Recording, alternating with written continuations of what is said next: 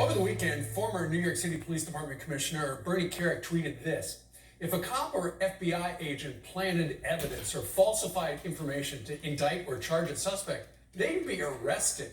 How is Representative Adam Schiff and Speaker Nancy Pelosi allowed to do it to target Donald Trump for criminal prosecution? Why are they above the law?" Here to weigh in, the author of that tweet and the author of The Grave Above the Grave, Mr. Bernard Kerik. Bernie, good morning to you. Thanks, Steve. What are you trying to say there with that tweet? Listen, Adam Schiff got up in a open public hearing, denounced the president, lied about the conversation the president had with the president of the Ukraine, posed that to the American people like the president did something wrong. One, the president is obligated by the Constitution to call for an inquiry or an investigation if he thinks there's criminal conduct by a former vice president. And I don't care if the guy's running for office or not, it doesn't make any difference. And then they attack Rudy Giuliani. If there's a whistleblower here, it's not this clown that wrote this document. The whistleblower is Giuliani. He's been talking about this, the Biden stuff, since last year, since January of this year. Giuliani's been talking about it, and everybody ignored it.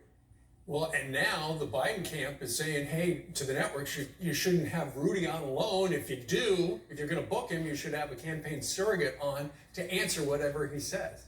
Well, listen, they don't want Giuliani out because Giuliani knows this stuff better than anybody. Right now, he's in prosecutorial mode. And keep in mind, people say he shouldn't be involved.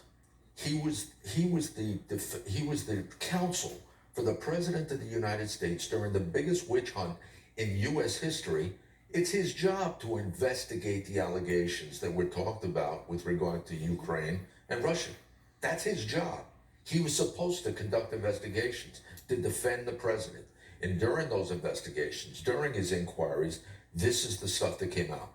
What do you make of, we've had a couple of guests on today who talked about how a couple of weeks before we heard from the whistleblower, saw the complaint, that Adam Schiff actually tweeted out things that sounded exactly like what the whistleblower eventually would say.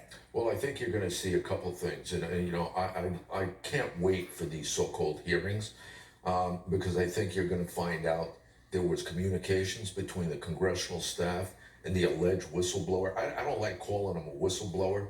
He's a covert operative that was within the administration that put this stuff out there, had no personal knowledge. They changed that reporting requirement, right, basically so this guy could get this thing public. It's nonsense. And that looks like coordination to you? Absolute, 100%, 100%. This is an attempted coup of the president of the United States that's been going on for almost 3 years now. This is just another element of it. All right, Bernard Kerik, former New York City top cop. Bernie, thank you very much. Thanks, Steve. All right.